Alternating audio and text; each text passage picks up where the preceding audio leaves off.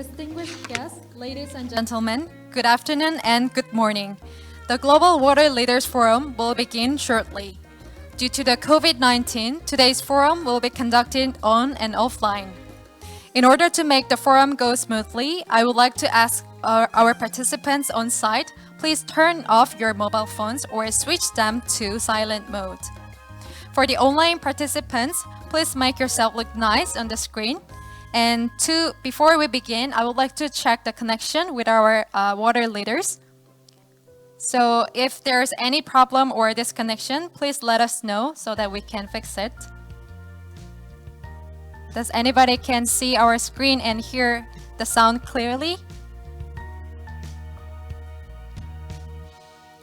So the sound will be controlled by the host. So all you have to do is just look nice on the screen.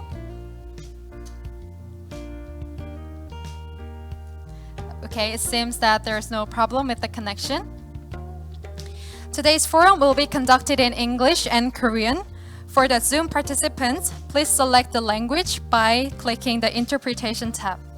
And on YouTube, please watch the channel K-Water official channel for Korean and AWC or AAWC channel for English. For the on-site participants, please use the receivers on each table and set the channel number either 1 for Korean and 2 for English. So if you're participating in the Zoom, Our member site of the participant, please mute yourself. Dr. And the K-Water CEO is attending the forum. Please give them a big round of applause.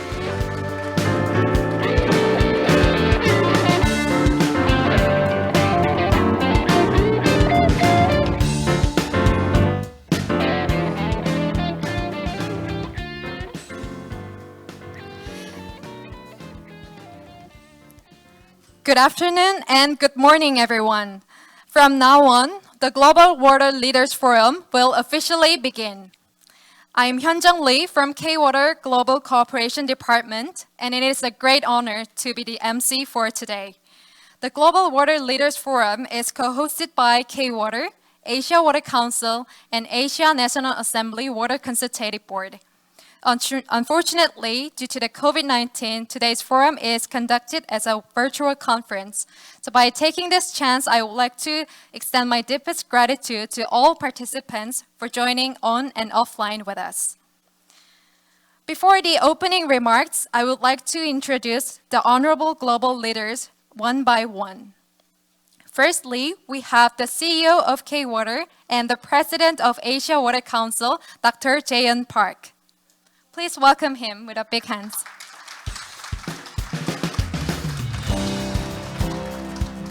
Secondly, please welcome the Honorable Member of the National Assembly of the Republic of Korea, Dr. Jae-il-byun.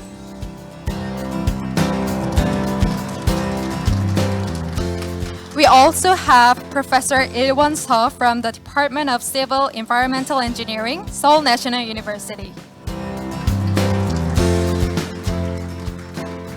We also have online who are attending from online. We have Dr. Sanya Sulen Oh-yoon, Director of External Affairs at Green Climate Fund. Please wave your hand, please. Next, please welcome Dr. Frank Leisberman, Director General of the Global Green Growth Institute. Next, we have Dr. Abu Amani, Secretary of the UNESCO IHP. For the next leader, we have Dr. Marco Sehouten, CEO of WEEI from Netherlands. We also have Dr. Michael To, Director of the Industry and Technology Collaboration Department in PUB, Singapore. Last but not least, we have Dr. Joseph Hoon-Wei Lee, President of the International Association for Hydro Environment Engineering and Research. Thank you very much for all the participants. And to begin with, the CEO of K-Water will deliver the opening remarks. So please welcome Dr. Jae-yeon Park with a big round of applause.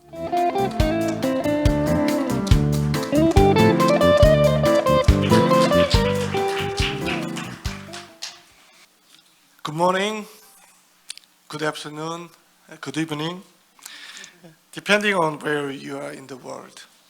I'm Jae-hyun Park, CEO of K-Water and President of Asia Water Council.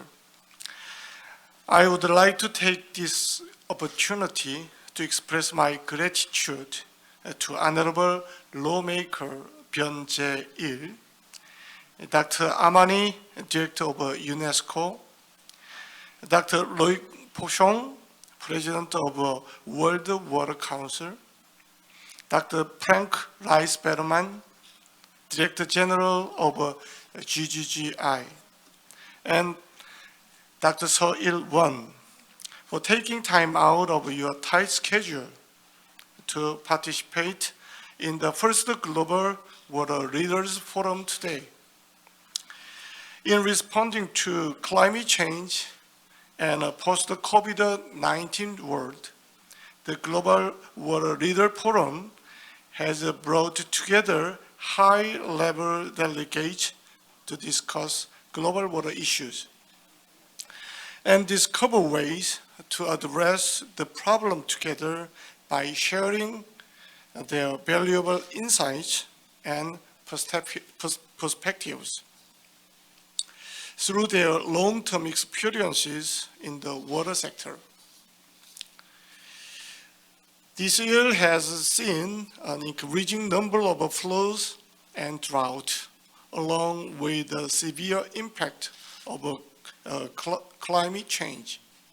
In addition, declining social and economic activities affected by the pandemic has put the global society at risk. It's time to focus on post-crisis strategy so that we can turn the crisis into an opportunity, coping with the new normal.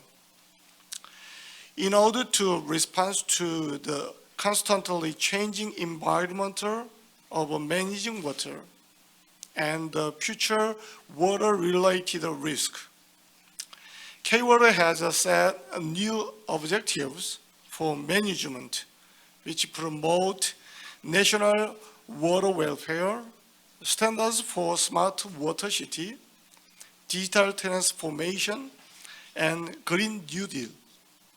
With the ambitious vision of a world-top K-Water, we are committed to innovation to become more globally competitive and contribute to solving global water-related problems. I sincerely hope that today's forum will provide a meaningful platform for K-Water and water-related organizations and businesses to share the problem we face and discuss the future directions to strengthen cooperation and enhance global water security. Although we could not be able to meet in person to discuss here today, I wish to thank all of you for your participation online and to extend my gratitude to all of you for celebrating the inauguration of the forum. Thank you. Thank you very much, Dr. Park, for opening the forum. And then we have the most important person here. He is the president of the World Water Council, who is managing all the water issues globally. So I would like to send the deepest gratitude and big welcome to Dr. Loic Pochon, the president of the World Water Council. Everyone, please welcome him with a big round of applause. Thank you. To encourage all the participants, Dr. Jae-il Byun, member of the National Assembly of the Republic of Korea, will deliver his congratulatory remarks. So please welcome him with a huge round of applause.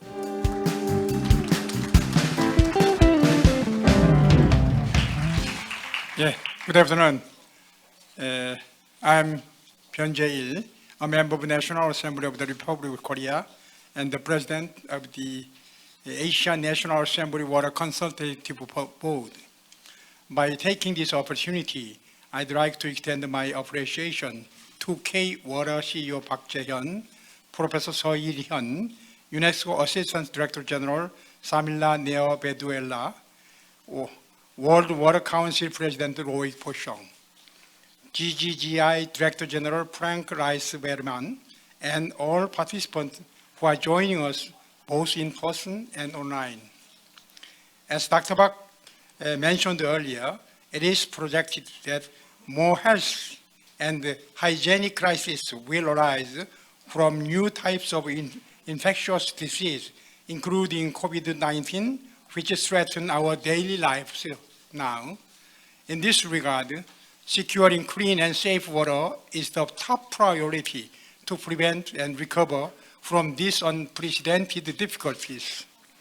In order to secure a stable and clean water supply, it is necessary to ensure the safety and health of water service provider by sharing the experience, know-how, and insight of water experts with as many people as possible. In conclusion, just like the origin of the word forum, it means the public square for open discussion in an ancient Roman city. I hope the global leaders here with us will share more valuable insights and ideas to protect people around the world, both now and in the post-COVID era. Thank you. From this point, we will move on to the keynote speeches for today's agenda. We are honored to have two renowned guests deliver the keynote speeches online. To begin with, Dr. Abu Amani, Secretary of the UNESCO IHP, will deliver his keynote speech on climate adaptation amid the COVID-19 pandemic. Following to that, the World Water Council President Loic Po-shong will give an address on water security for peace and development. So, Dr. Amani, please have the floor. Okay, thank you. Good morning, good afternoon, good evening. Thank you for the opportunity. And also, I would like to thank the organizers, Dr. Jo-hyun Park, Keywater, CEO and President of Asia Water Council, Dr. Jae Il-byung, lawmaker of the Republic of Korea, and the President of the Asia National Assembly Water Consultative Board, Dr. Loic Po-shong, President of World Water Council, distinguished panelists, global water leaders and experts, dear colleagues, ladies and gentlemen, all protocol observed. It's my great honor to attend, even though it's virtual, the first ever Global Water Leaders Forum together with such exceptional panelists comprising of well-known global water experts and leaders. On behalf of our Assistant Director General for Natural Science Sector, Dr. Samila Neo Beduella, I would like sincerely to convey our congratulations to Keywater on hosting this first Global Water Leader Forum.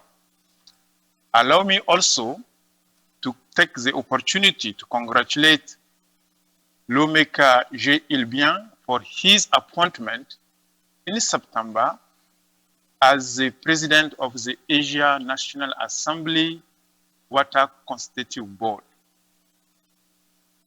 Dear colleagues, we are living in an era of uncertainty caused by the combination of climate change crisis and the COVID-19 crisis and also other global changes.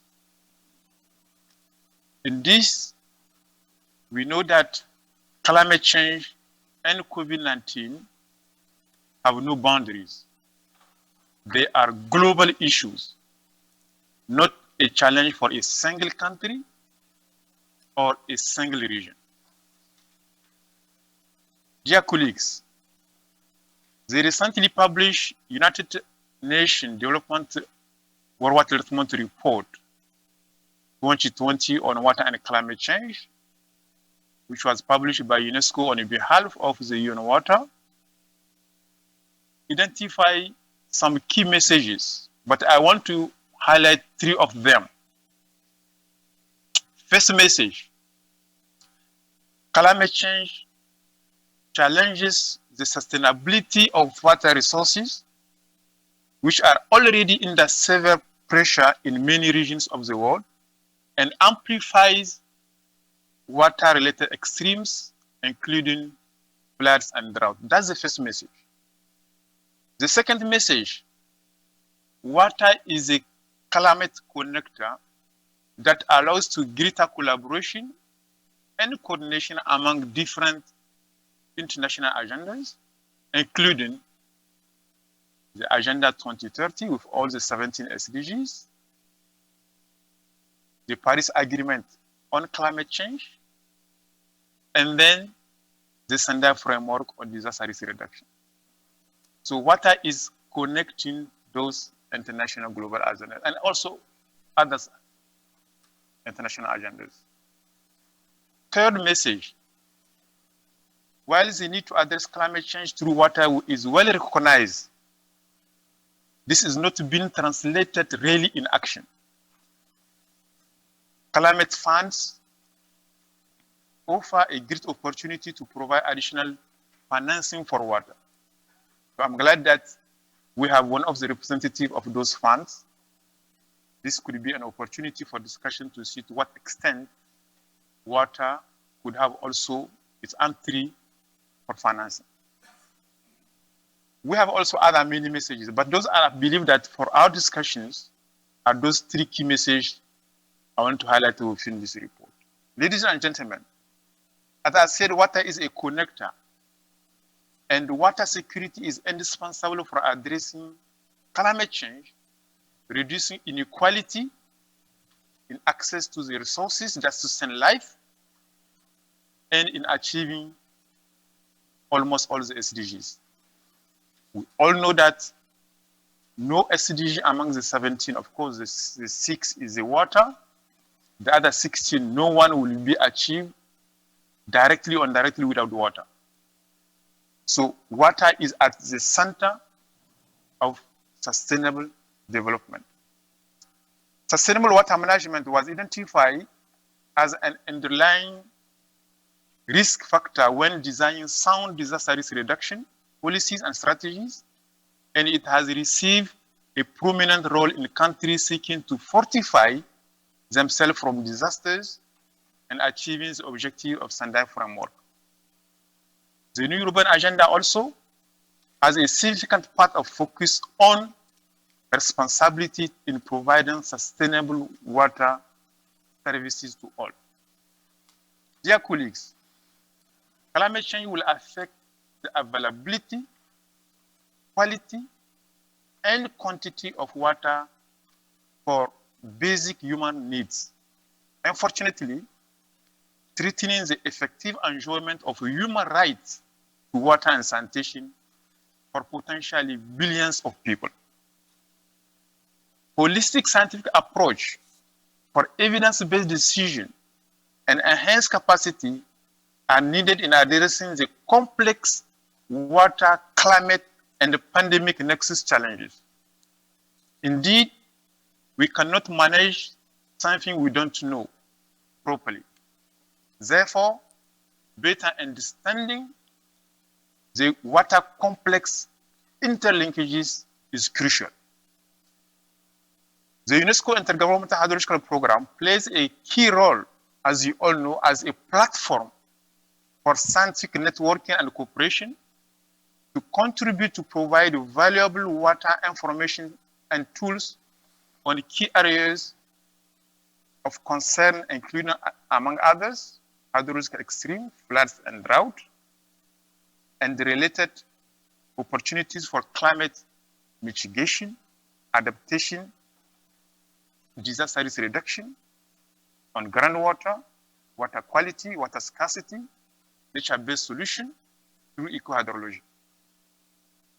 Furthermore, through its water family, including the IHP National Committee is in 169 countries, the World Water Assessment Program, which is producing the well-known World Water Development Report, the 36 Category 2 centers worldwide on water, and also more than 60 chairs in different universities in the world on water, is creating a family which helping member states in developing sound basis for monitoring and assessment of water resources.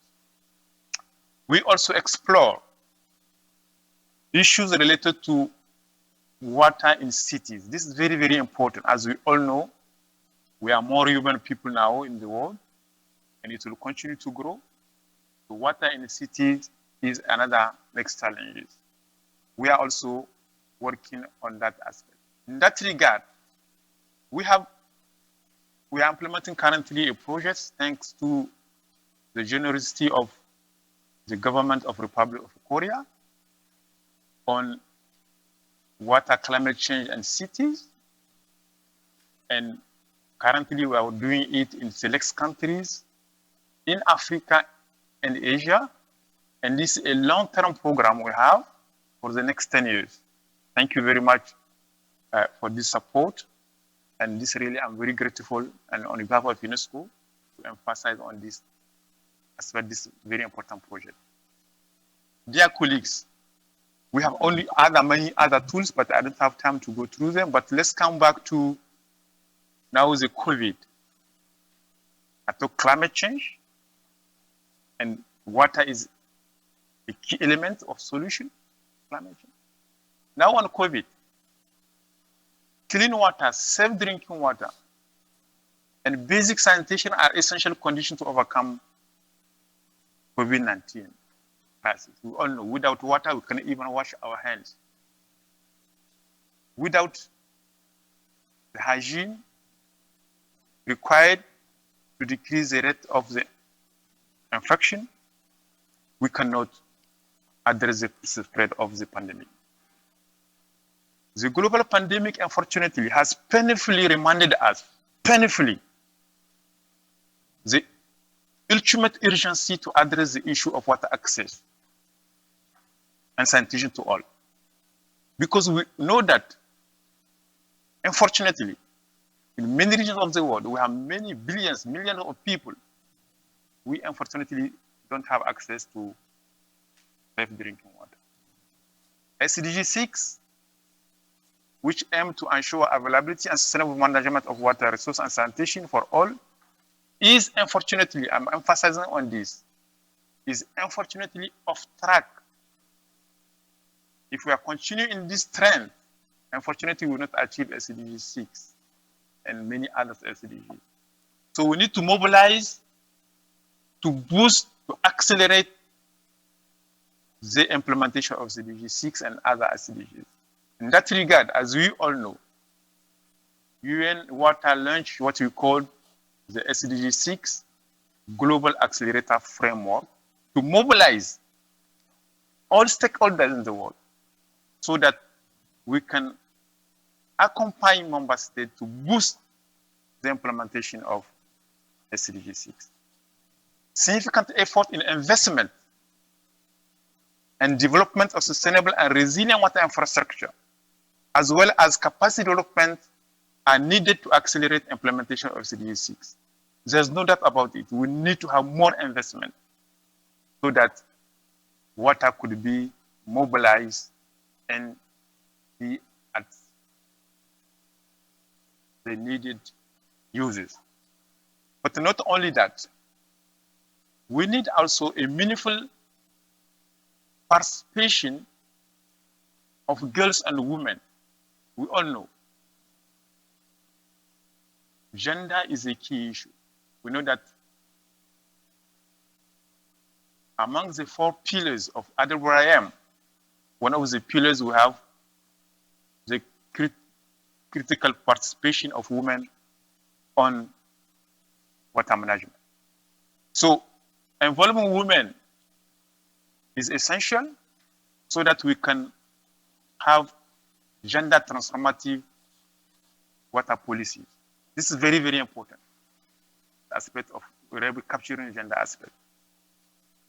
The combination of the pandemic result with those climate change have pushed every industry to become smarter through eco-friendly technical innovation. Smart water management tools are becoming the new standard. We need to have smart new technology, new innovation, of course, for better water management. We observe that climate change and COVID-19 affect society in an imbalanced manner, unfortunately. They especially have a bigger impact on the underprivileged and those who are socially vulnerable. Ladies and gentlemen, to address the climate change and pandemic crisis, we need more science. This is the second part now. We need more science. In particular, we need more science to be present in more public policies. We need more dissemination of scientific research to more people, not only to the laboratories and scholarly circles, but also to civil societies. UNESCO, as the UN agency with a mandate for science, is a legitimate global organization enabled to build a coherent vision on open science. As you know, we receive a mandate from the member states of UNESCO to come with a recommendation on open science.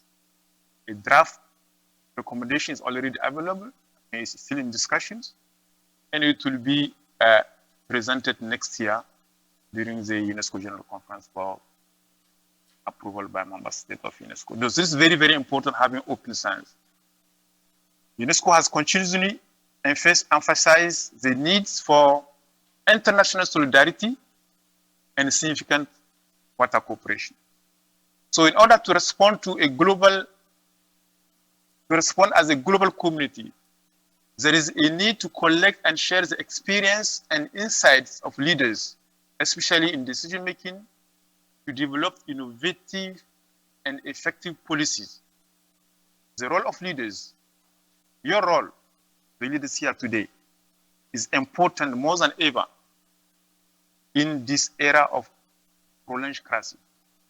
I sincerely hope that global water leaders gathered today in this virtual room will play a crucial role in laying the foundation of such effort, calling for companies, local communities, countries to a paradigm shift, going further to promote mutual development and prosperity, ultimately to overcome climate change and COVID-19 crisis.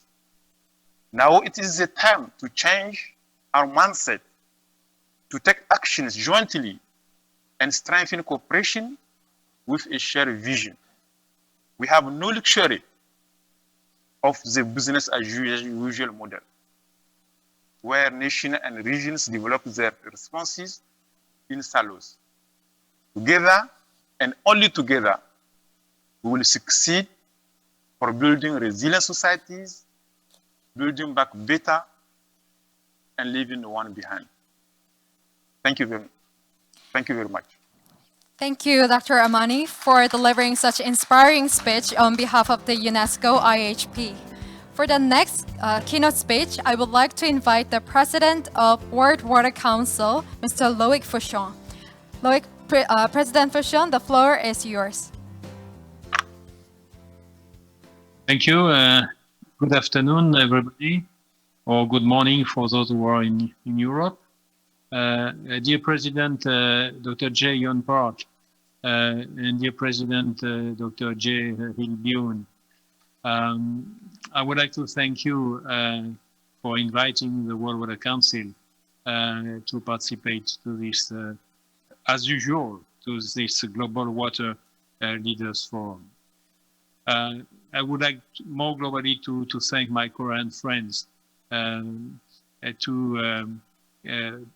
participate to the work of the World Water Council.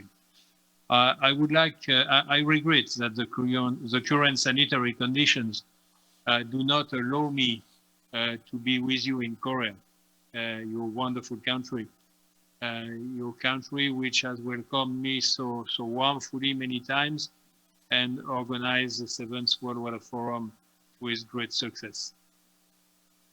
Let me underline that the World Water Council has developed for more than 10 years with Korea a long and fruitful partnership around the concept of green growth. And on many occasions, I have appreciated the high technological skills and wonderful know-how of the Korean specialists who are leaders in many sectors of the water industry. Today, I would like to share with you just a few ideas about water security.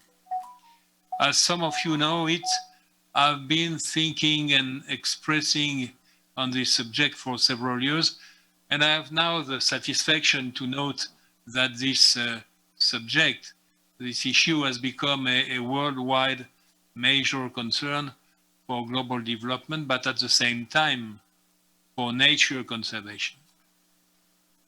In the action group, which is preparing the thematic process of water security for the next World Water Forum, which will take place in Dakar in March 2022, more than 100 high-level organizations have decided to give priority and work on some strategic issues I would like to mention. First, implement the right to water and sanitation. Secondly, provide access to safe water and sanitation in emergency situations. Third, improve water quality and waste management. Fourth, reduce water-related illness and deaths. Fifth, protect and restore ecosystems and forests, including coastal and marine impacts, and combat desertification. Sixth, at the loss of aquatic biodiversity and invasive species in water ecosystems. And last, strengthen resilience and adaptive capacity to climate change and water-related disasters. All these subjects are accurate, are complex, and they have been identified to give a spatial impulse for the progress of water security. But my real concern today is wider, more political, more social. The questions are how to secure access to water and sanitation for all. The question are how to secure access to water for man and for nature in the same time. The question are how to secure sustainable and equitable development and peace for the planet. Our world, ladies and gentlemen, our world is thirsty. Our world is hungry. Our world is ill and poor. Energy and water are becoming increasingly scarce or erratic resources. People are facing growing threats to their health, as well as vital food supplies. Billions of people all over the world are suffering the accumulated effects of many types of crises. Due to demographic growth and more uncontrolled urbanization, suffering is becoming more intense and more brutal. And at the same time, there's a new consciousness about the necessary environmental approach.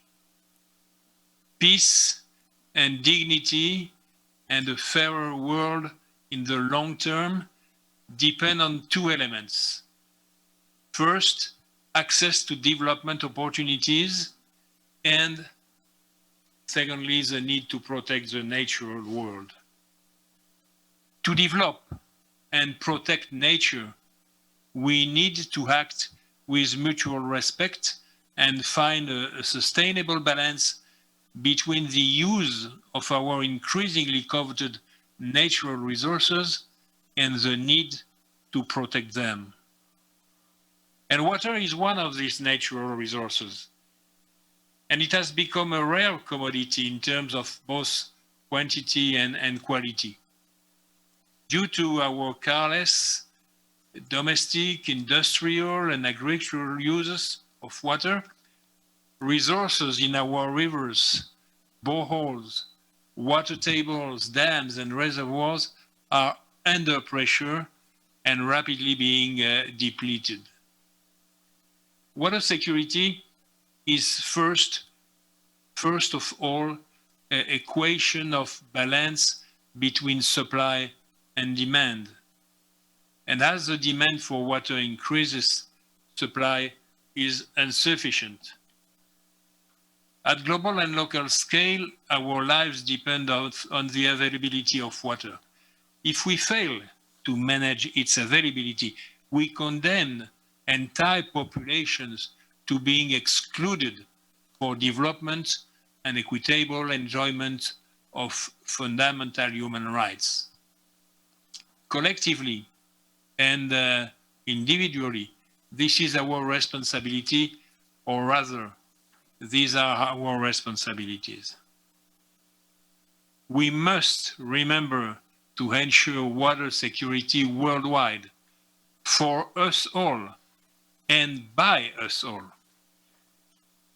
To secure water use, we have to find the right approach between water now and water for the future, water today and water for tomorrow. Securing resources means finding the additional water resources needed to meet demand and respect the balance. To achieve all this, we can rely on human engineering and the ability to constantly innovate and come up with new solutions. This begins with technical solutions. In the future, we will need to drill for water more deeply, transport it over longer distances, store it for longer, and purify it more efficiently. We will develop new, cheaper, and more advanced solutions, such as the wider use of desalination and wastewater reuse, for example. Technological innovation will enable us to speed up the progress of new, smarter, more efficient, more environment-friendly, more sustainable, and fairer solutions. Digital innovation, which will also bring a better future for water security. For example, digital technology range from sensors, remote controls, leak detection, weather forecasts, data processing, augmented reality, process optimization, and others.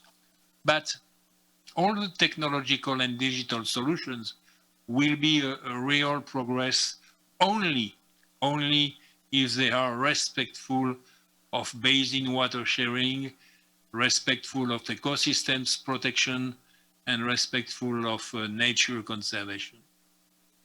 But apart from technology, there's also the need, indeed the obligation, to take political action.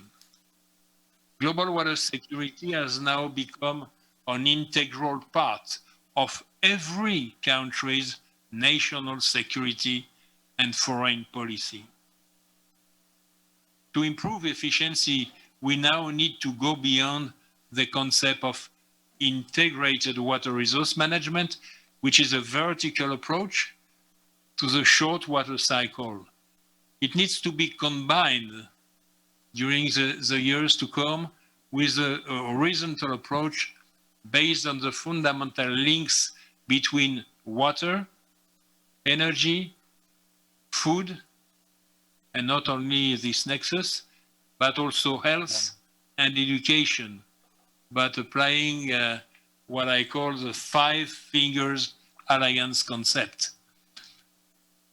The right to water, so easily proclaimed, yet so difficult to enforce, will be the common thread running through collective action and policy on water security. Everybody knows that the days of easy water are gone.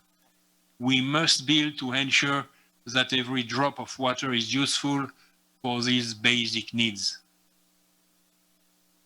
Ladies and gentlemen, water is not one sustainable development goal among 17 others. It is the most precious element that enables the future of the planet. That's the reason why the World Water Council advocates today for 4 main recommendations. The first one is that a universal right to water and access to water for all should be given a higher political priority.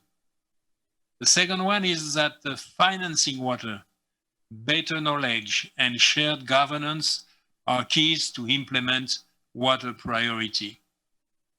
The third one is that urban and rural planning should include water security solutions as a prerequisite for any type, any kind of project. And the fourth is that electricity and water resources should both be approached as renewable resources. For example, water recycling and reuse should enter in our legal portfolio in the future. We are on the road to the 9th World Water Forum, which will be held in March 2022. We have decided just last week to postpone it from 1 year, and it will be organized, as you know, in Dakar, Senegal, co-organized by the World Water Council and the state of Senegal. You are, my dear colleagues, all of you, global leaders and high-level decision makers. I invite you to seize this opportunity to work together during the World Water Forum preparation process. Together, all together, we shall bring joint solutions and give answers and responses to the world as population need to see a change in their daily life. It's an emergency. It's our duty. It's our responsibility. Thank you for your attention.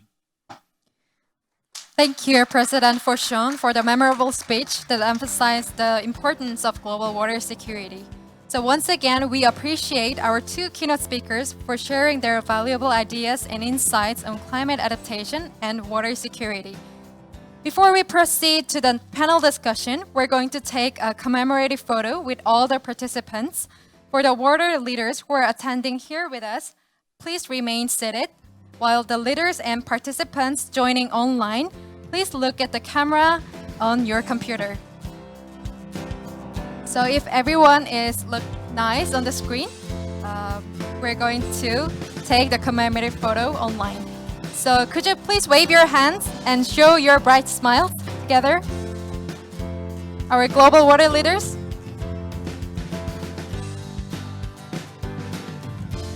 Okay, thank you very much for your cooperation. In the meantime, the first poll just popped up on the screen. As we already explained, there are 2 polls during the forum, and there is a first question comes up. The first question is, which is the most demanding issue for climate change adaptation in the water sector? So there are 6 choices as follows. 1, risk management against disasters, such as flood and drought. Second is stable drinking water supply. Third is water quality management. 4 is IWRM, SWM, and IT water management.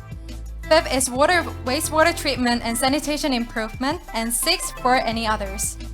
So because this is the virtual conference, so I cannot see all the participants who are joining our polls, but I could imagine many of you are already choose your answers. So this will be a good reference for all the participants, but also to the global water leaders to take in their minds that what is the most demanding water issue that our participants think of it. So we have limited time. So if the result is ready, we would like to show up the results on the screen. Okay, so the results shows that the risk management against disaster is the most demanding issues to adapt to climate change and combat the COVID-19. So thank you very much for your participation, and please wait for the second poll as well. So from now on, there will be a panel discussion. I would like to invite Professor Il-won Seo of Seoul National University to moderate the session. So everyone, please welcome Professor Seo with a big round of applause.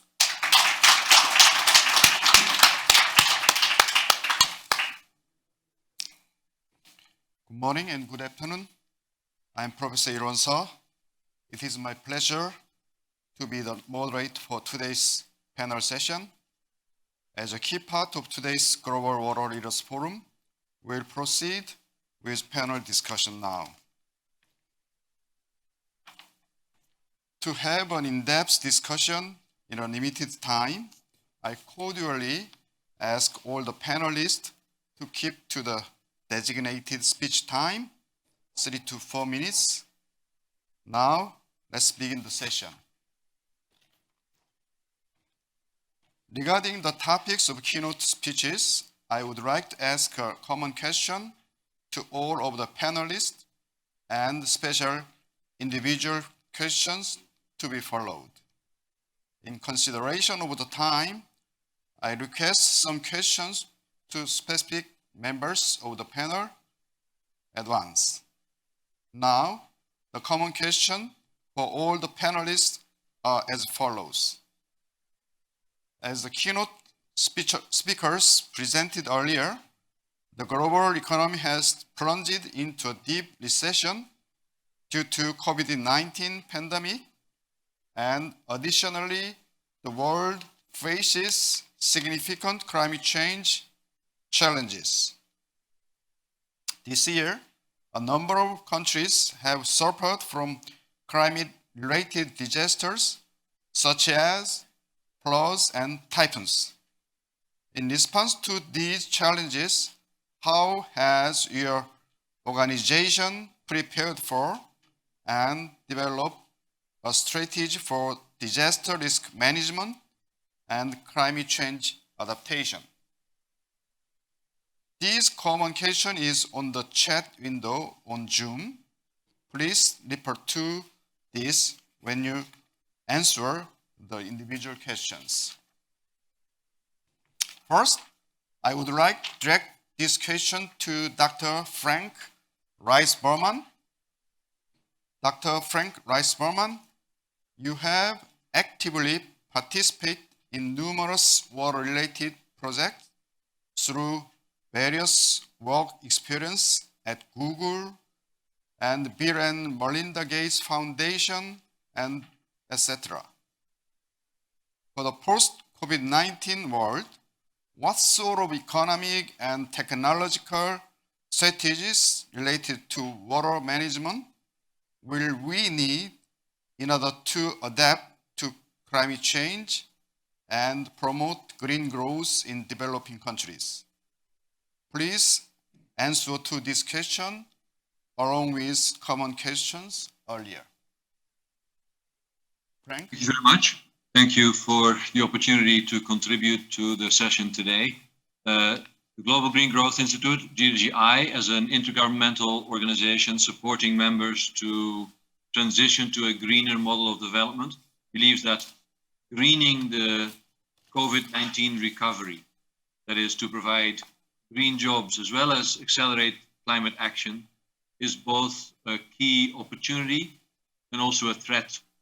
The opportunity is to use the huge investment of trillions of dollars that countries are currently mobilizing to recover from the pandemic, to also accelerate climate action, to build back better.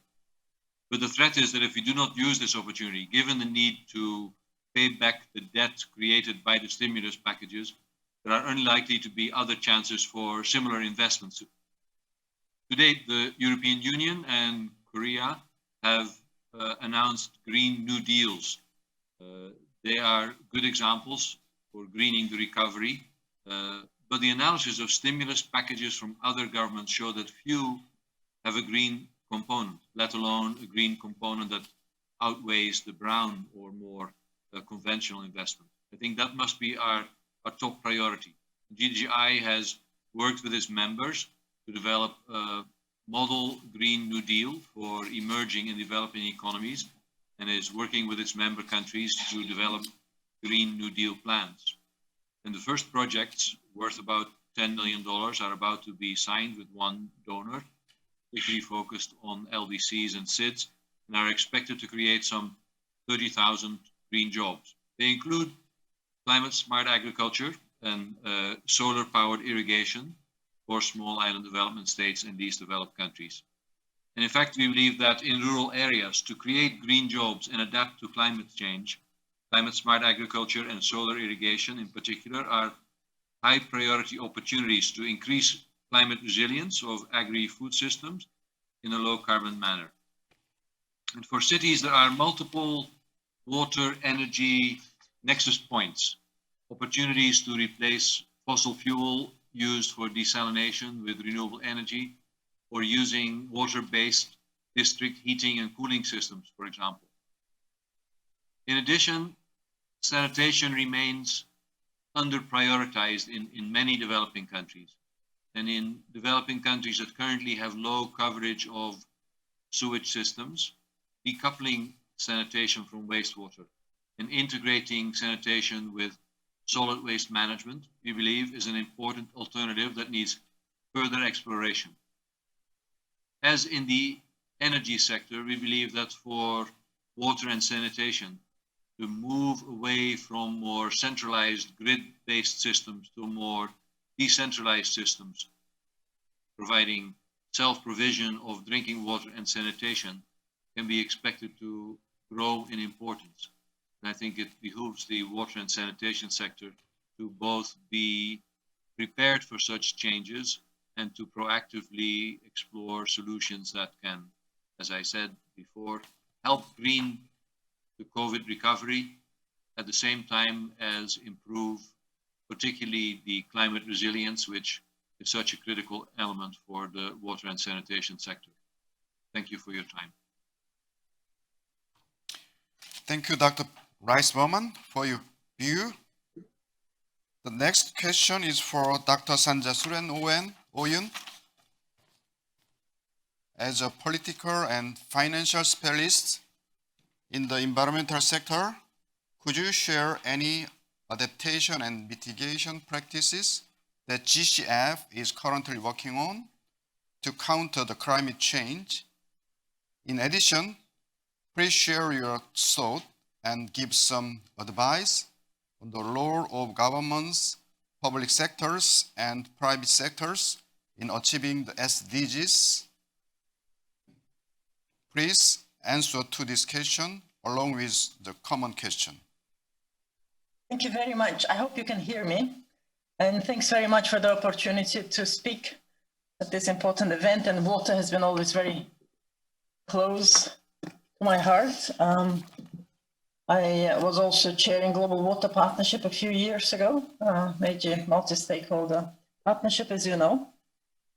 At the outset, I would like to actually congratulate the Republic of Korea for their recent announcement on net zero, on carbon neutrality target by 2050. I think it's really can propel the country to global leadership, both for climate, but also sustainable development. It's very encouraging. Back to the question, the first question, and I think some of you, including Frank, also noted very clearly that currently with the COVID pandemic, this global disruption must embed the resilient recovery measures. I think this message has come very strong. So to your question, what GCF and Green Climate Fund, where I'm working, is doing. So in the era of COVID, what we've done is, of course, we are focusing first of all on accelerating the development of investment that will raise both climate ambition and climate paradigm shifting. That's our work and our mandate. But of course, at the same time, we would like to have the same projects, have strong socio-economic benefits, creation of jobs, and then we'll hopefully also aid the COVID recovery efforts. And that's when the water supply, sanitation, wash, climate resilient wash, of course, comes very much into play. Now, because our fund, Green Climate Fund, works with developing countries, I just wanted to emphasize one thing. many developed countries, OECD countries, as you know, have been drawing upon their financial reserves to carry out the green stimulus packages, which is, of course, very commendable. Of course, if it's green recovery, we know that more is going to brown recovery rather than green. But for developing countries, this is not a luxury. And developing countries are really hardest hit by COVID, but also, of course, the climate crisis has been hitting them as well. And we all heard about the Hurricane Eta last week.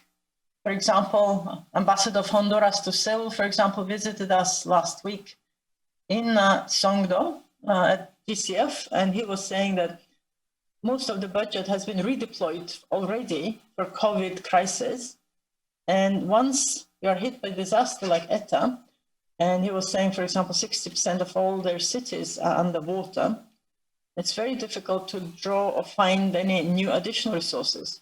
It's a double burden of health crisis, but also climate crisis. So, for example, with the ambassador, we discussed how to accelerate the implementation of some of our projects that we funded for Honduras. One, for example, with IDB, which will help in improving the livelihoods of farmers and help with infrastructure investment. So the main objective for GCF this year, despite the COVID, despite the virtual board meetings that we've been holding to basically to deliver on our mandate, deliver funding, deliver accelerate the implementation, also deliver the injection of cash goes into green investments. And then so that the pipeline of projects that is coming from countries have also, as I said, the co-benefits of job creation and co-benefits for COVID recovery. This week, actually, we have a board meeting, and every evening this week, it started yesterday. Our board meeting, we hold our board meetings 3 times a year. And this week, we're also, hopefully, if all the funding proposals will be approved, then we will be approving another $1 billion worth of project proposals. And as I said, hopefully with a lot of benefits. As of today, we have currently $21 billion worth of projects as a portfolio in more than 100 developing countries. And we work with almost 100 partners. They're called accredited entities. We work with them. We also fund, finance, implement through them. Out of those $21 billion portfolio, 6.2 billion actually came from GCF funding. And of course, we leverage public, but also private sector funding. Almost 40% of our funding, nearly 40, is going to private sector projects, climate project. And I think it's very, very important to get private sector involved. Now, one thing I just want to emphasize that before the pandemic, of course, during the, we all were saying, okay, finance is the key, and we need at least a few trillions, 1 to 2 trillions of dollars per year for the investments that are needed in low carbon and green investments. But then it's true that before the pandemic, the world was not moving in the direction nowhere near those trillions of dollars that were needed to reach Paris Agreement 1.5 degrees sort of path. And it wasn't clear where the money was going to come from. But then with COVID, we see that when there is a major unprecedented crisis, resources can be freed at unprecedented scale.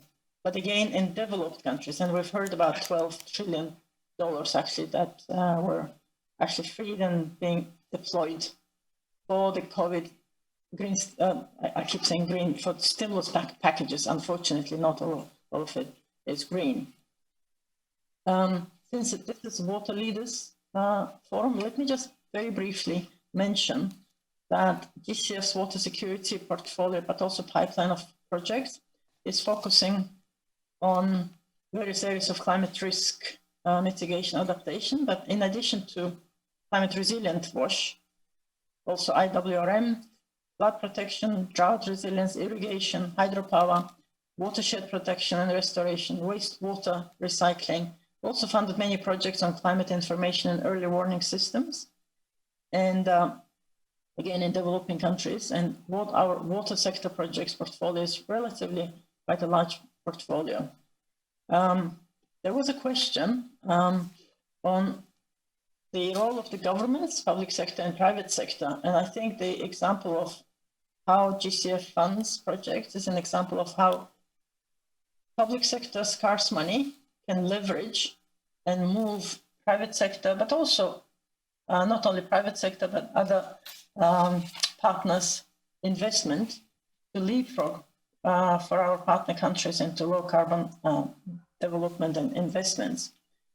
One of the main features of GCF's investment is that we de-risk the funding, and we use a wide range of financial instruments like sovereign guarantees, equities, grants, first loss equity, but also concessional loans in order to create bespoke solutions so that the projects that couldn't move from the ground can go forward and can leapfrog to greener. Maybe for the sake of the time, I will just use an example of only one project, which is cross-cutting. We'll have both adaptation, mitigation, but also energy and water. So it's an energy project in Chile. The project is funding what will be the world's largest hydropower station using seawater, and will provide a vast energy source and making more fresh water available for drinking water and agriculture, but using seawater. So it's located in Tarapacá Desert in Chile, 560 megawatt photovoltaic solar plant that will provide energy during the day, and 300 megawatt pumped storage hydroelectric facility that generates electricity at night, using the Pacific Ocean as the lower reservoir and natural geographic features as the upper reservoir. So basically, it's a combination of renewable energy with water pump, a hydroelectric facility, and the combination of it, of course, is hopefully solving the intermittent renewable energy. But what's innovative in the financing is, overall, it's almost $1 billion project, and GCF is funding the first 60 million, which is not a big bulk of 1 billion, but just providing 60 million into de-risking. Excuse me, Dr. Sanjasuren. Would you please wrap it up? Yes, yes. Basically, by de-risking the initial, de-risking the initial equity, then that can leverage the remaining 900 million. So I think role of government, role of international organization is actually use $1 to raise the next $10 so that the investment can go into low carbon and green investments. Thank you. Thank you for your opinion, Dr. Sanjasuren. Okay. Before moving on to next question, I like to ask all the panelists to keep your speech in 3 minutes, please. Okay, now I would like to ask next question to Dr. Jaehyun Park. From 2021 Paris Agreement, the first universal, legally binding global climate change agreement will take effect to reduce greenhouse gas emission, and renewable energy is considered a key climate solution. In this regard, how does K-Water perceive and respond to this matter? 예, 기후 변화가 이제 위기 수준에 이르렀다는 점에서 Yeah, I do agree with you that the global climate emergency is coming to us. In response to this crisis, K-Water is preparing to make innovation for the effective solutions. 물 공급 과정에서의 에너지 사용량을 And for example, the energy usage will be reduced in the water supply, and we're going to reduce the greenhouse gas emission. In addition to it, we're going to use the floating solar power and the hydrothermal energies as a renewable energy sources. 물재해에 대한 철저한 And we are going to get prepared for the disaster related to the water. In addition to it, currently K-Water is working on the SWC and the Water Industry Promotion Program, and we are going to find out the new opportunity for the growth during the climate crisis. Okay, thank you for sharing your insight, Dr. Jayan Park. Next question is the same question for AAWC, K-Water, and PUB. In response to post-COVID-19 crisis and climate change, what industrial sectors and technologies does the water sector need to pay more attention to? In addition, joint efforts by countries and organizations are required to achieve SDGs, especially SDG 6. Please share your ideas and comments regarding this. First, Dr. Michael To, please answer to this and the common question together. Please keep your speech in 3 minutes. Yeah, good day, President K-Water. Congratulations on this wonderful event. Distinguished guests, ladies and gentlemen, this is a very good question. This pandemic has tested all aspects of our work, but at the same time, it has also affirmed that some areas that PUB and many utilities that has been working on are correct. In fact, we believe that many needs a lot more acceleration. And one such area is technology adoption. I think technology has enabled Singapore to meet its water needs, and we continue to look for water solutions. In fact, Singapore has set aside more than $500 million of Singapore dollars over 15 years to promote water research and to grow water technologies and companies in Singapore. We want to work with every partners around the world, in Singapore and elsewhere. And in addition to guide us is our mission. We need to increase water resources. We need to protect water quality and security and reduce production costs. I think this was mentioned by a number of speakers earlier, and these are challenges that faces most utilities. To help our work, we also have a technology roadmap. I think we are looking at energy footprint, reducing energy footprint, resource recovery, industrial water, and smart water solutions. As many speakers alluded to, we can't do this alone. Partnership is essential. And one such partner is K-Water. I think K-Water and the Korean water industry has been a special partner for Singapore and PUB. I think we have a good relationship with K-Water, and we have worked in many areas like water quality management, floating solar panels, and in to value the relationship, we have signed an MOU with K-Water in September 2019 to facilitate discussions in areas of mutual interest. So we look forward to working with K-Water to push on this front. We are also very happy that we have engagements with Korean water industries. I think we have identified solutions from Korea that are aligned to our roadmap, and we want to foster greater collaboration. PUB will open its facilities for testing, and one such project is with GS Engineering on blue energy to recover energy from reverse osmosis process and from desalination and recycling. We have tried these solutions, and we are also trying with other companies from Korea. And we thank you for all the wonderful collaboration. I think for many of us, our mission is important. How do you supply good water, reclaim used water, and tame storm water? I think many government agencies through this COVID pandemic has realized that we need to think long-term and plan for the future. We need to put our people, our citizens at the center of its policies and develop infrastructure in advance of the demand. And some of this water infrastructure, as you know, takes a long time to build, and therefore it is important for us to look ahead. I think in Singapore, one of the unique aspects is also that we have one government agency that is managing the entire water system.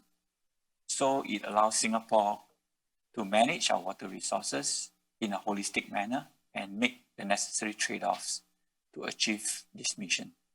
So if finally, in conclusion, I want to encourage all of us to work together, to come together, and to collaborate to meet the necessary water challenges around the world. Thank you very much for your attention. Okay, thanks for your valuable comments. Next, Mr. Jail Byun, please answer to the question.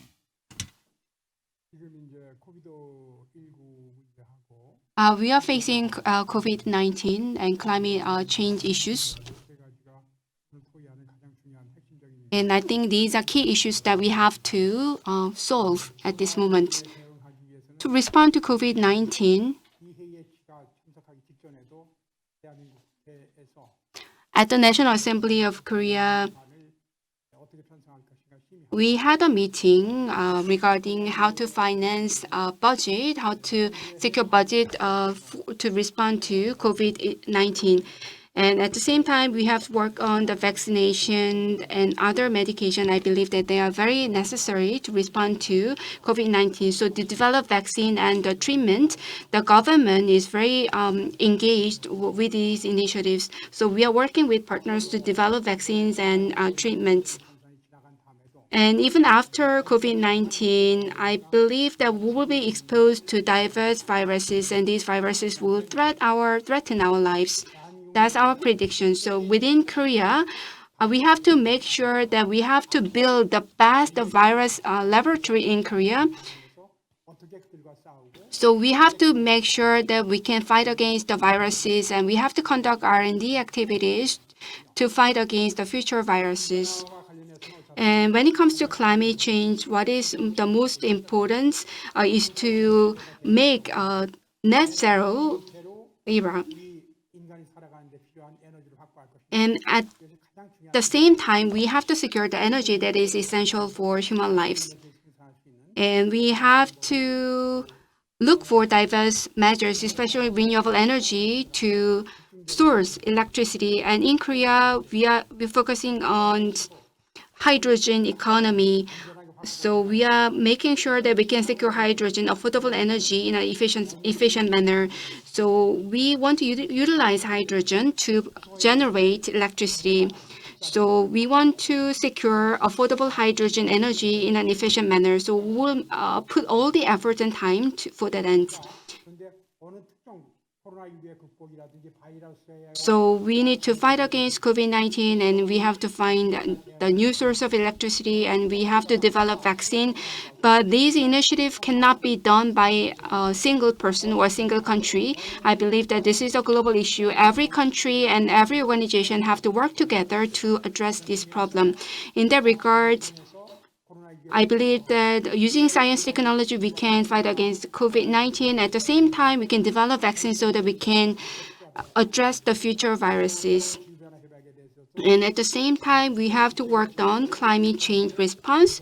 And for that end, I believe that we have to enhance international solidarity and collaboration. And regarding water management, I believe that water resources have been really essential to respond to COVID-19. We have a new deal that is the initiative of Korean government. We have a digital new deal. This is a government initiative. And as mentioned earlier, we have to utilize digital technology, IoT technology, and sensor technology, and ICT technology. So we have to make sure that we have to operate SOCs and infrastructure in a smart manner.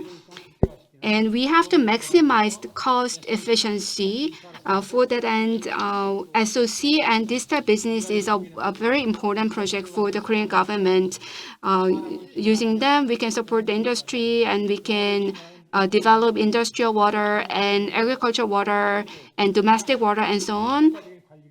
And for the most effective and efficient water management, we have to utilize digital technology and ICT technology to maximize efficiency. And in that journey, we have to collect the know-how inside each other. And if needed, we can share our insight with other countries. Thank you very much. Thanks for your views, Dr. Byun. The same question goes to President of AWC and the CEO of K-Water, Dr. Jae-hyun Park.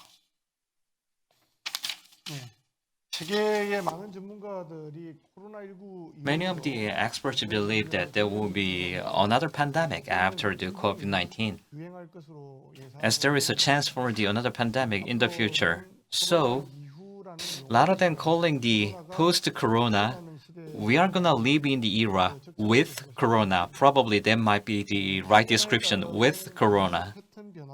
Given the climate change is increasingly driving extreme weather patterns such as big changes in the rainfall patterns, responses by organizations or by a single country would not be effective to confront these kind of issues.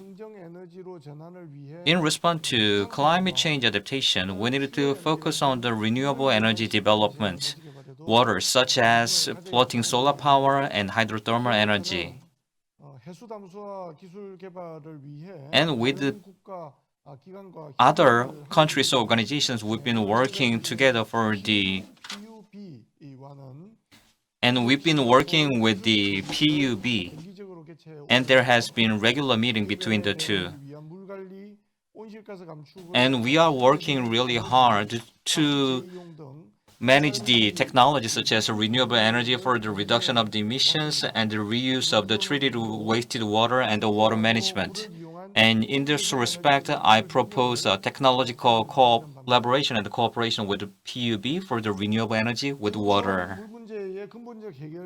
In order to fundamentally resolve the global issues, and we need to have the more collaboration among the organizations and the countries.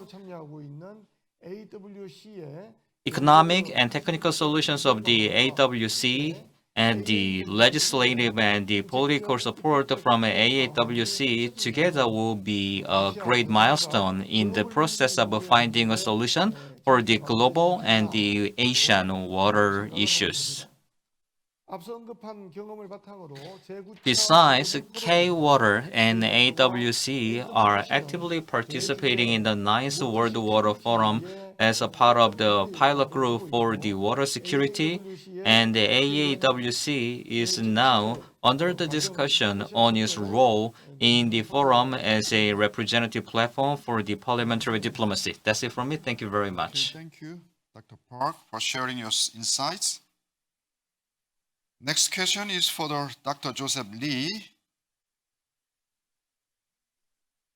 Concerning climate change adaptation and mitigation, what is the strategic direction of your organization for more efficient and sustainable management of water resources? Please answer to this question and the question, a common question together, please. Thank you, Chair.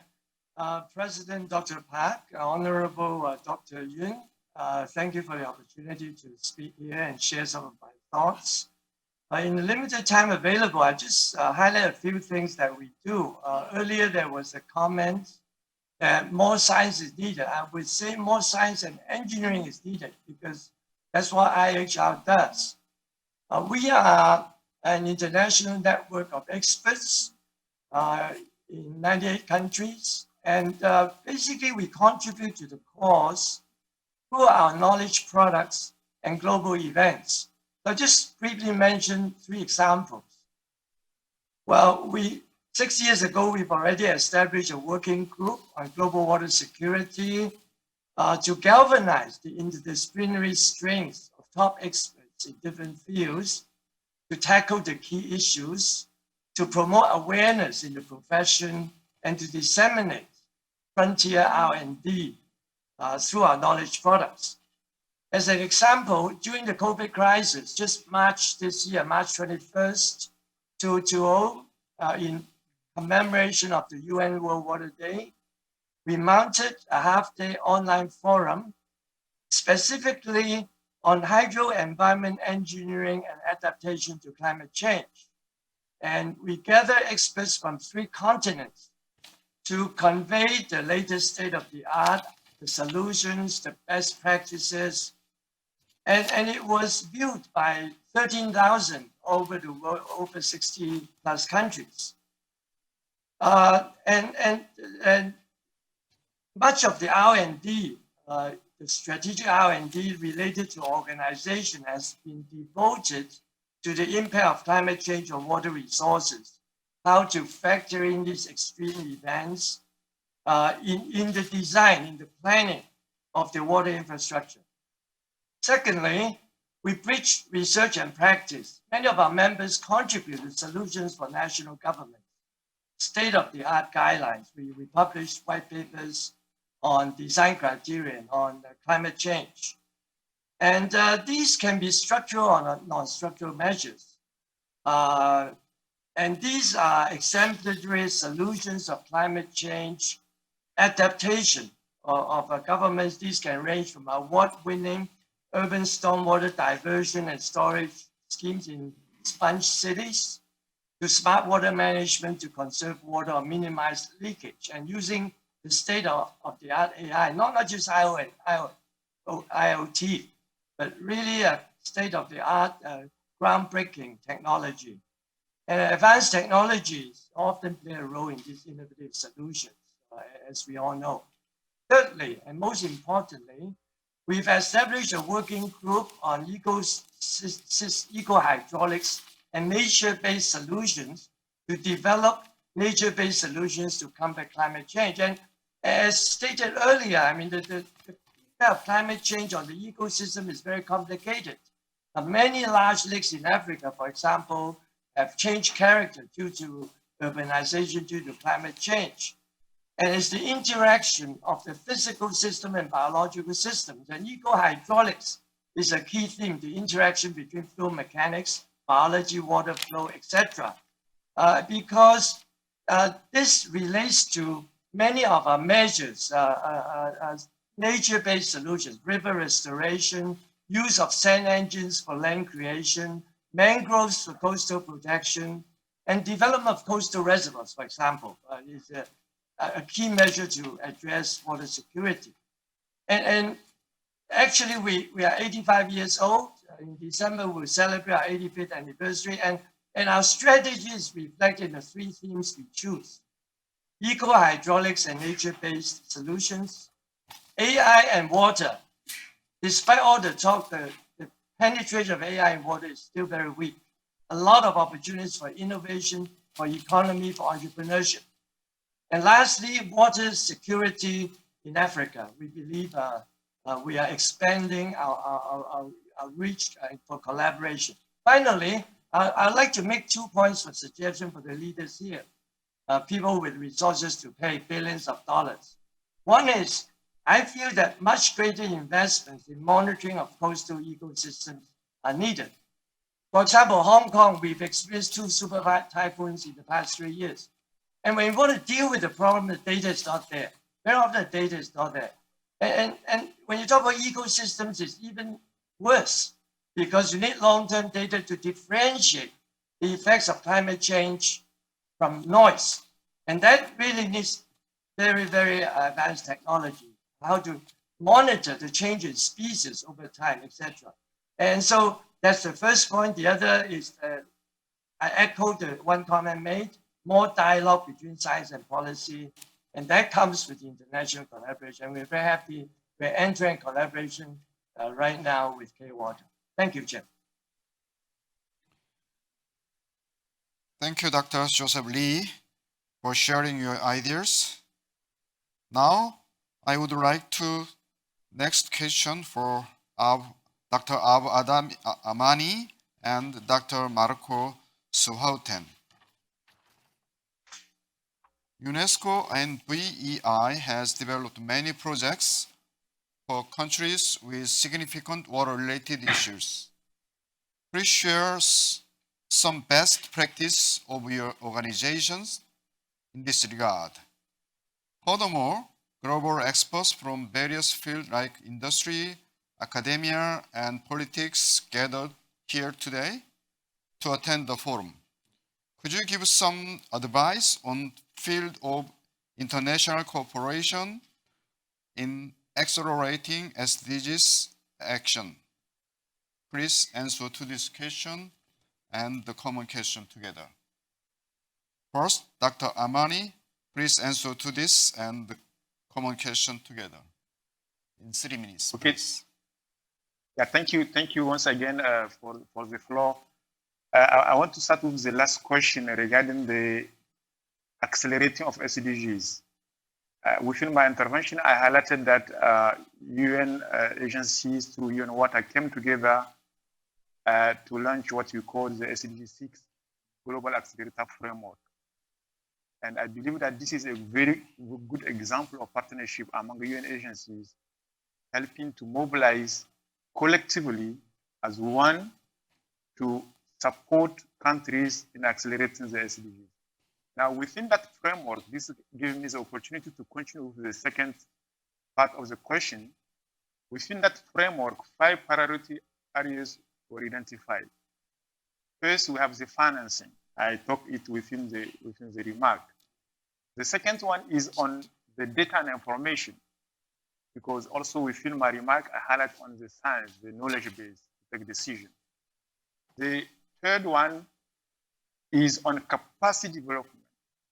We got to build capacity, and we know that there is a lot of gap vis-a-vis the expertise, skills missing vis-a-vis addressing the issue of water challenges. The fourth one is on innovation. Unfortunately, as we know, for some rural areas, they don't have that luxury of having the normal water supply system. We need to think outside of the box, how we can provide with autonomous system, innovation, so that they can have access also to water. And the last one was on governance. Governance, we know that the issue of water is not only a technical issue, it's also an issue of governance. Now, when it comes to the issue of data and information, our work within the IHP program, as a scientific program, our work is to understand the hazard. What will be the evolution of climate change related hazard, drought, flood, and also how best we can advise member states in taking informed decision. We all know that there is a lot of uncertainty when it comes to climate change. But let me give you some examples of concrete delivery. When it comes to the hazard, for example, we just last year finalized the drought atlas of Latin America and the Caribbean. So this is a document which helps member states, based on the history of the data they have, work together with them to know what are the frequencies of drought within the region. So this is and actually we are continuing doing the same exercise for Africa. We'll soon also have a drought atlas for Africa. Another also example I can provide is on the monitoring of the hazard. We work with universities to identify tools, methodologies, and then to deploy those tools and methodology for the needs of member states. So in that regard, we deployed an integrated drought and flood management monitoring system in Latin America also and also in Africa.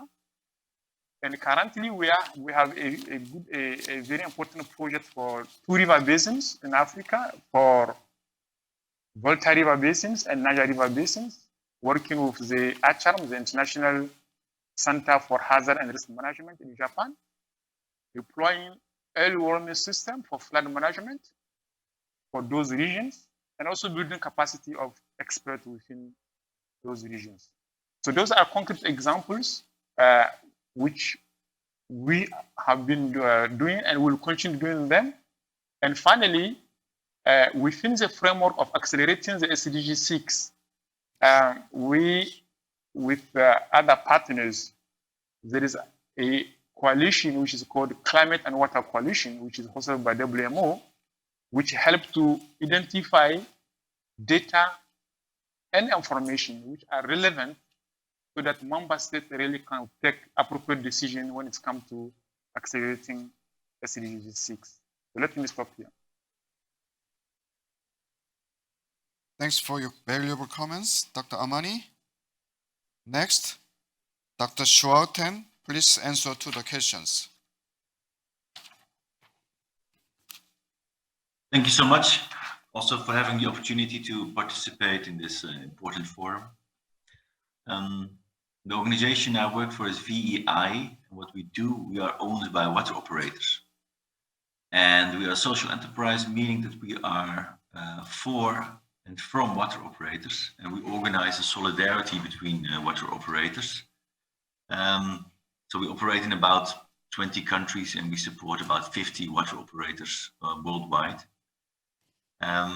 So what you see is in the current COVID-19 crisis that it underlines essentially the vitality of water operators to sustain at all times the provision of water services to the population. So as our organization, VEI is based on strengthening water operators, making them more resilient, better able to overcome crisis. So our work in that sense becomes more important. Moreover, if you want to have continued service provision also during times of crisis, especially in a pandemic as Corona, you need to have water and sanitation. That even becomes much more important than before. So you need to have a way of becoming more resilient towards these type of crises. So we combine in these pandemic crises also additional short-term measures to support water operators to immediately deal with the crisis. For example, a key challenge for many water operators is liquidity, how to collect the bills from the customers and how to overcome this by short-term cash flow problems. So what you see is that respect, the key innovation of the Sustainable Development Goals compared to the Millennium Development Goals lies in this letter S. So the sustainability of it. You need to make your impact sustained. So it's not only important to give people access to water, but to make sure that the water is flowing from the tap. And the only way what we see is doing that is by paying due attention to continued service delivery and operation and maintenance. So what you need are healthy and capable service providers. If you do not have these in place, financing is not really the solution.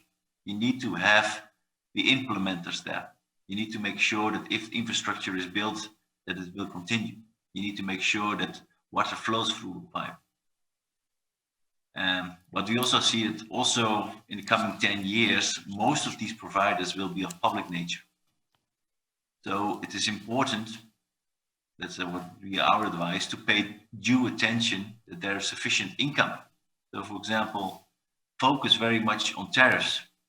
Make sure that there is an affordable tariff and a tariff which is also possible to pay employees and to motivate employees and to hire a good competent employees.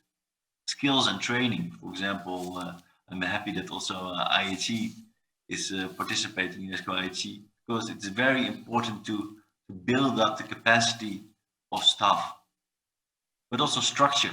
So the organizational strengthening, but also let's say the legal mandate and enabling environment which is around the implementation of water service provision is key.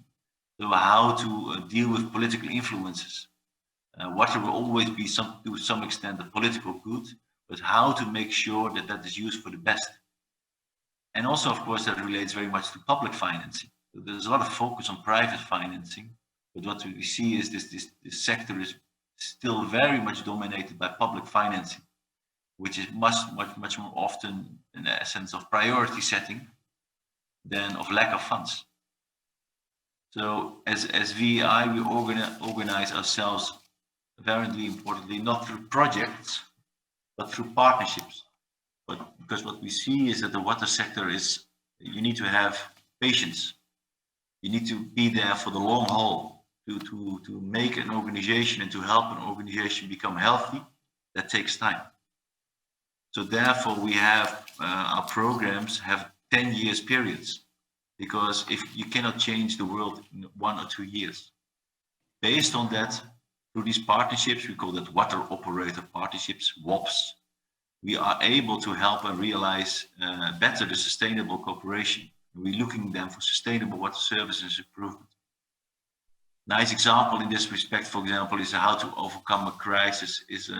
Last year there was a terrible hurricane coming to South Africa, Idai. At that point, many utilities and many cities were badly battered by this hurricane. For example, the city of Beira. Well, we have for the last 10 years a partnership with the operator there, VPAC. And based on that, the organization is healthy. It has motivated staff, it has capacitated staff, has staff which is willing to make a change. It knows where the customers are. It has a strong financial base. And based on that, it is able then to provide also during these crises an essential service like water to the people, especially in these times of crisis. That's most needed. So what you see, well, of course, COVID is a horrible experience for all of the world. But if something good comes out of it, it at least underlines the essence of water and sanitation for the world to operate. Thank you so much. Thank you, Dr. Stouten, for sharing your insight. Next, I would like to ask short questions to Dr. Pochon of WWC. The 9th World Water Forum will take place in Senegal in 2022 under the theme of water security for peace and development. Why is water security the main challenge for next 20 years according to the World Water Council? Please. Thank you. First of all, let me tell you that I'm just coming back from Dakar, Senegal, where I met the President of the Republic of Senegal, Mr. Macky Sall. And so we have decided to publish an official communique and joint announcement which mentioned the postponement of the 9th World Water Forum. It was expected to take place in March 2021, and we have decided the postponement to March 2022, 1 year more. Discussions have also been focused on the priority themes of the forum. Water security, which we have discussed today, but also rural development. It's the first time in a forum that we are focusing on this issue. Cooperation and innovation. With the President of Senegal, we have also decided to push very strongly the political process, which is a key to the success of the forum. The political process will lead to a summit of head of states and will include also preparatory processes with ministers, but also with parliamentarians. And we will be glad to have the participation of the Korean and the Asia-Pacific parliamentarians. Also on basin authorities and also on local authorities, municipalities and others. The postponement, obviously, the postponement of the forum by 1 year is due to the consequences of the COVID-19 outbreak. But it will allow to achieve increased insight on the issues of water, pandemics, hygiene, and population health protection, and the link between them. So in the coming weeks, Senegal and the World Water Council will give a new impetus to the preparation of this 9th forum. And you will be informed of some new initiatives. The forum in Africa is, first of all, an opportunity to change the way we think about water. But it's also an opportunity to organize a forum on the African continent, which is the continent most affected by water scarcity. Water scarcity generates thirst, of course, but also a disease, lack of food, and even ignorance, because there are many difficulties in educating children who are all day long in search of water. On the other hand, Africa has many scientists and engineers and high knowledge on how to manage water and sanitation. And we need to ask them to participate strongly to this, the preparation to this forum. African countries have shown that they can adapt and progress very quickly on many subjects, such as digitalization, adaptation to water local conditions, and to water-related disasters. Africans have their own solutions. They have their own answers.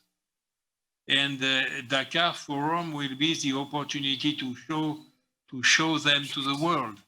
And the forum will be the place where all countries will share their answers for the world, with the obligation to show concrete response adaptable to local situation and territories suffering from scarcity and injustice. And I would like to underline this subject. This forum will be the forum of response.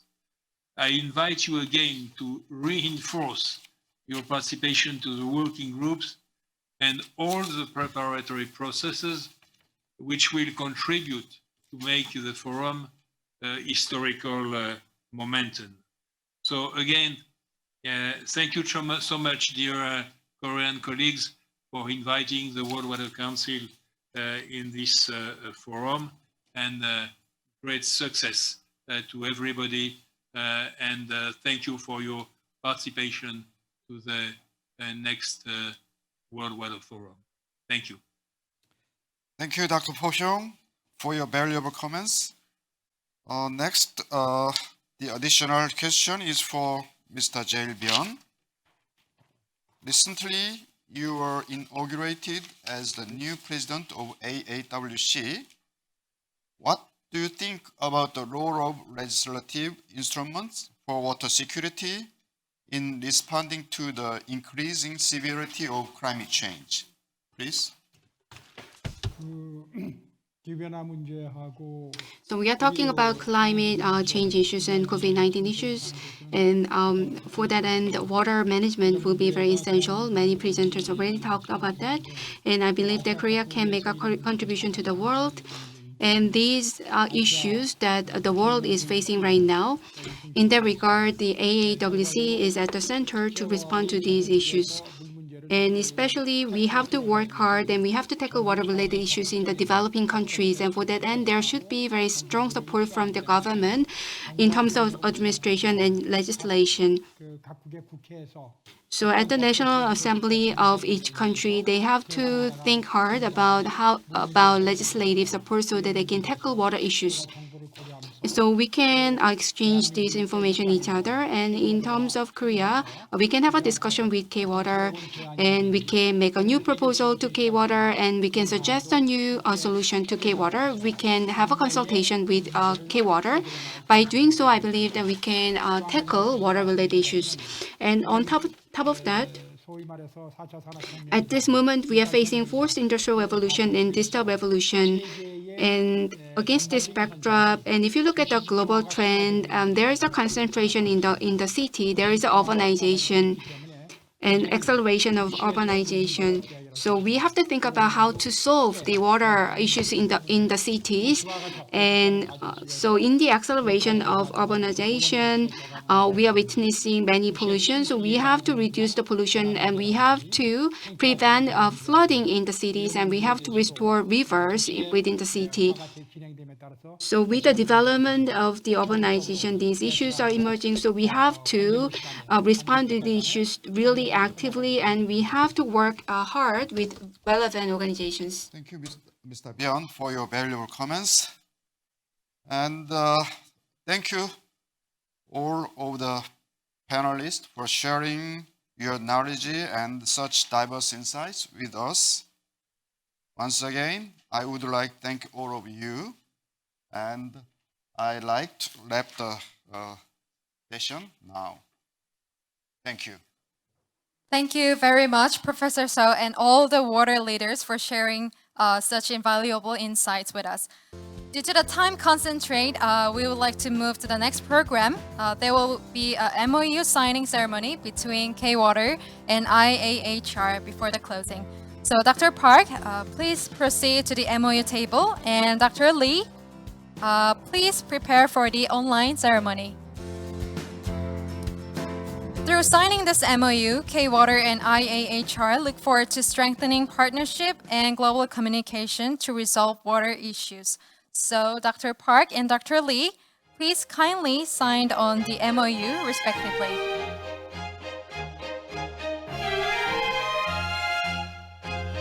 Everyone, please give them warm round of applause. Now we will take a photo to commemorate this MOU. So Dr. Park and Dr. Lee, please hold up the MOU to the camera so that it can be seen to everyone. Once again, thank you very much. Thank you very much for your participation. And to conclude today's forum, K-Water CEO Dr. Jae-Hyun Park will deliver his closing remarks. So everyone, please welcome Dr. Jae-Hyun Park for the closing.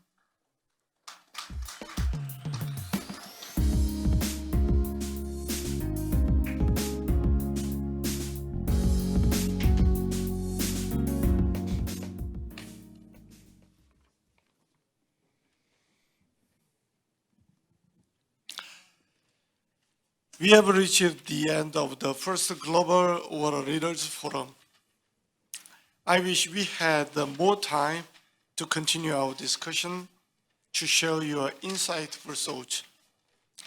Without doubt, all of your valuable contributions shared today will greatly help overcome the global water crisis and achieve the 2030 global goals for sustainable development. With the impact of climate change, increasing risk of both floods and drought, water resources management accounts for about 19% of climate change mitigation and adaptation. Water scarcity and disputes over transboundary water can be the cause of war. And water security can pose a serious threat to regional, national, and global existence.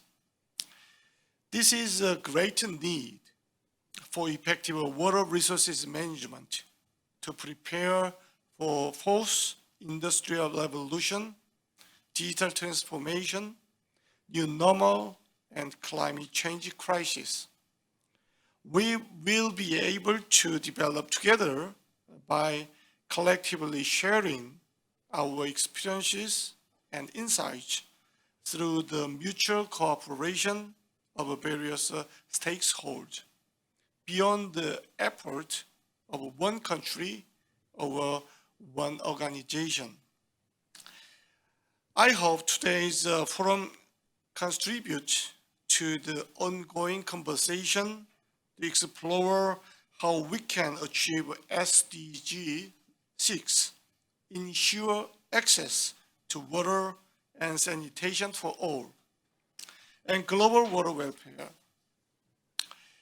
Although the COVID-19 pandemic represents an expected disruption to international cooperation, the Global Water Leaders Forum can help expand the cooperative network and develop cooperative projects based on mutual benefits and the common prosperity of the global community. The forum will continue to provide an opportunity to discuss a variety of global water issues, such as smart water city, Green New Deal, smart water management, water governance, and integrated water resources management.